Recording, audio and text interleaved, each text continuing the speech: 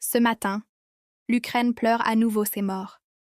12 hommes qui ne verront plus la lumière du jour. 12 mineurs dont le travail quotidien, déjà périlleux dans les profondeurs de la terre, s'est achevé de la manière la plus tragique qui soit. Non pas dans l'obscurité des galeries souterraines, mais sous le feu des missiles. Selon la compagnie énergétique ukrainienne DTEK, l'une des plus importantes du pays, une frappe russe a coûté la vie à 12 de ses employés. Derrière ce bilan macabre se cache une réalité que nous tentons de documenter depuis le début de cette guerre, celle des civils pris pour cible, celle des infrastructures énergétiques systématiquement visées, celle d'un conflit qui ne distingue plus le front militaire de l'arrière-pays. Aujourd'hui, nous vous racontons l'histoire de ces 12 vies fauchées, mais aussi celle d'un secteur minier devenu ligne de front, et celle d'une population qui continue de travailler malgré la peur, par nécessité, par résilience, par refus de céder. Il était environ 6 heures du matin lorsque les sirènes ont retenti. Dans la région de Donetsk, cette alerte est devenue une routine sinistre, un bruit de fond qui accompagne désormais le quotidien de millions d'Ukrainiens. Certains s'y sont habitués au point de ne plus courir vers les abris. D'autres, par nécessité, continuent leur travail coûte que coûte. Les mineurs de cette équipe matinale étaient déjà sous terre ou sur le point de descendre. Le charbon ne s'extrait pas selon les caprices de la guerre. Les turbines doivent tourner, le chauffage doit fonctionner, l'économie doit survivre. Alors on descend, on creuse, on remonte, jour après jour, malgré les bombardements qui résonnent parfois jusque dans les entrailles de la terre. La frappe a été précise. Trop précise pour être accidentelle, affirment les autorités ukrainiennes. Le missile, probablement un système de croisière ou balistique de fabrication russe, a touché les installations de surface de la mine. L'onde de choc s'est propagée dans les structures, provoquant des effondrements, sectionnant les câbles électriques, coupant les communications avec les équipes souterraines. 12 hommes. 12 vies interrompues en quelques secondes. Certains sont morts sur le coup, d'autres ont péri ensevelis sous les décombres, quelques-uns peut-être dans l'attente vaine des secours, prisonniers de l'obscurité totale.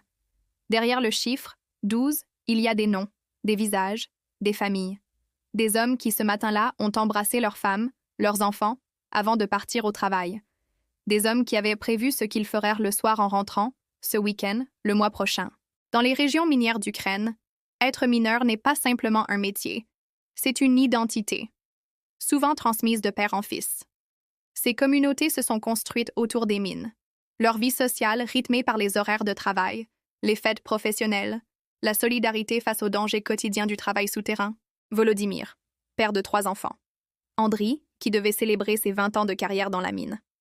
Alexandre, dont la femme était enceinte de leur premier enfant.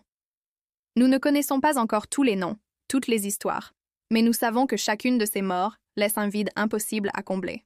Les familles se sont rassemblées devant l'entrée de la mine, dans cette attente insoutenable qui caractérise toutes les catastrophes minières. Mais cette fois, l'espoir était ténu. Ce n'était pas un coup de grisou, pas un effondrement accidentel qui aurait pu laisser des poches de survie. C'était une frappe militaire délibérée, massive. Les secouristes ont travaillé sous la menace permanente d'une nouvelle attaque. En Ukraine, les équipes de premiers secours sont souvent visées dans ce qu'on appelle des doubles frappes. Une première attaque suivie d'une seconde, visant ceux qui viennent porter secours. Cette tactique, dénoncée comme crime de guerre par les organisations internationales, oblige les sauveteurs à travailler dans une peur constante. Pour comprendre cette tragédie, il faut la replacer dans le contexte plus large de la stratégie militaire russe en Ukraine. Depuis le début de l'invasion en février 2022, les infrastructures énergétiques ukrainiennes sont systématiquement ciblées, particulièrement durant les mois d'hiver. Les mines de charbon ne sont pas de simples sites d'extraction. Elles sont le poumon énergétique d'un pays dont l'économie dépend encore largement du charbon pour la production électrique et le chauffage. Détruire une mine, c'est priver des villes entières d'électricité, plonger des hôpitaux dans le noir, couper le chauffage dans des immeubles résidentiels en plein hiver. DTEK, la compagnie qui emploie les 12 victimes, est le plus grand producteur privé d'énergie en Ukraine. Ces installations ont été frappées à de multiples reprises depuis le début de la guerre. Centrales thermiques, lignes à haute tension, dépôts de charbon, rien n'a été épargné. L'entreprise estime que plus de 90% de sa capacité de production thermique a été endommagée ou détruite par les frappes russes. Cette stratégie de guerre énergétique vise à briser le moral de la population civile ukrainienne, à rendre la vie quotidienne insupportable, à forcer le gouvernement de Kiev à négocier dans des conditions défavorables. Mais elle viole également le droit international humanitaire, qui protège les infrastructures civiles essentielles. Les experts en droit international que nous avons consultés sont formels. Frapper délibérément une mine en activité, sachant que des civils y travaillent, constitue un crime de guerre. Les mineurs ne sont pas des combattants. Leur présence dans la mine ne confère pas à celle-ci le statut d'objectif militaire légitime. Malgré les bombardements, les mineurs ukrainiens continuent de descendre.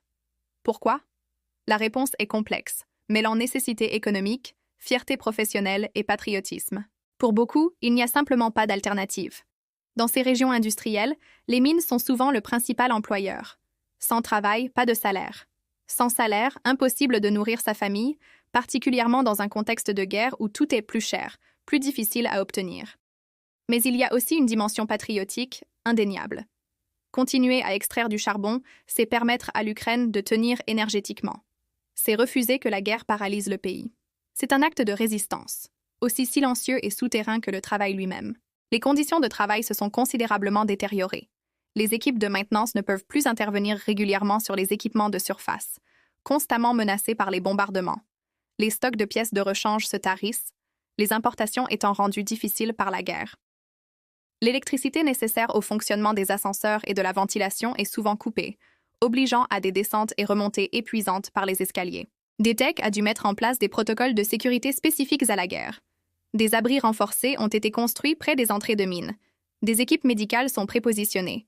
Des systèmes d'alerte précoce tentent de prévenir les travailleurs quelques minutes avant une frappe potentielle. Mais aucune mesure ne peut garantir la sécurité absolue quand des missiles peuvent frapper à tout moment. La communauté internationale a condamné cette attaque, comme elle en a condamné tant d'autres. Les déclarations se succèdent, prévisibles dans leur formulation, sincères dans leur indignation, mais souvent impuissantes dans leurs effets. L'Union européenne a exprimé sa profonde tristesse et rappelé que les attaques contre les infrastructures civiles constituent des violations graves du droit international. Les États-Unis ont dénoncé une escalade inacceptable dans le ciblage des civils. L'ONU a appelé à une enquête indépendante. Ces mots, aussi justes soient-ils, changent peu de choses sur le terrain. Les missiles continuent de tomber. Les mineurs continuent de mourir. Le fossé se creuse entre la rhétorique diplomatique et la réalité brutale vécue par les Ukrainiens.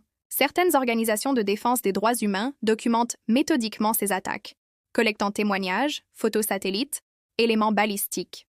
Leur travail, minutieux et courageux, vise à constituer un dossier qui pourrait un jour servir devant des tribunaux internationaux. Mais la justice, si elle vient, viendra tard. Trop tard pour les 12 mineurs de ce matin. Il y a néanmoins des actions concrètes. L'aide occidentale à l'Ukraine comprend désormais un volet spécifique pour la résilience énergétique. Générateurs d'urgence, équipements de réparation rapide, transformateurs de remplacement.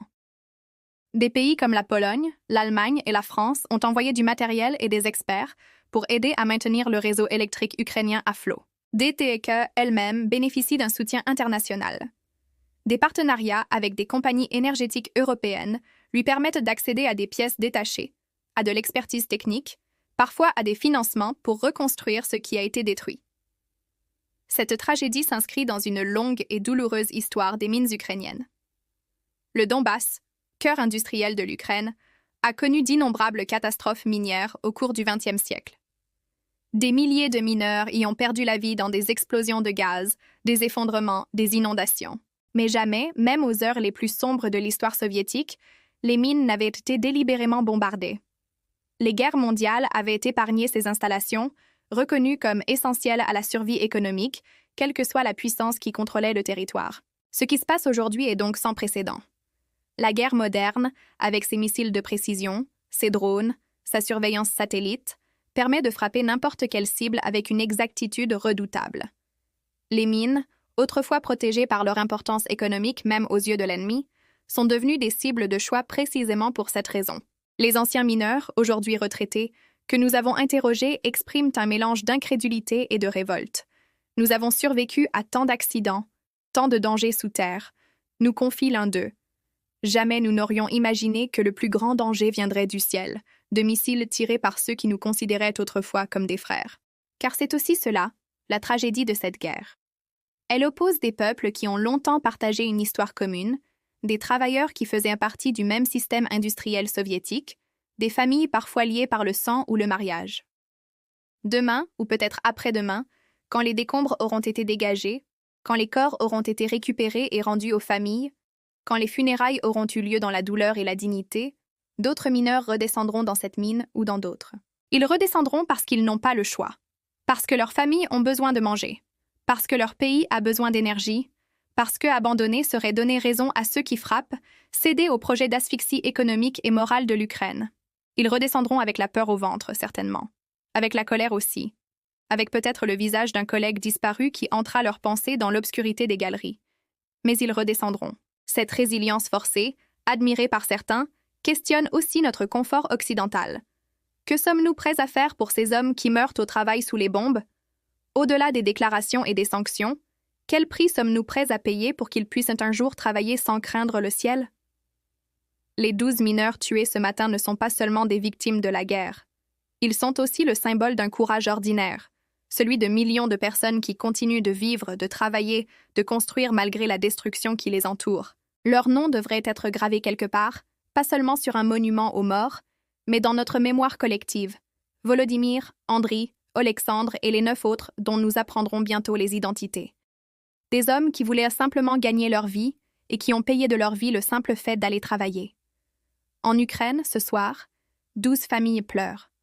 Demain, la mine rouvrira peut-être, et le charbon continuera de remonter des profondeurs, noir comme le deuil qui frappe ces communautés, noir comme la fumée des missiles, noir comme cette guerre qui n'en finit pas.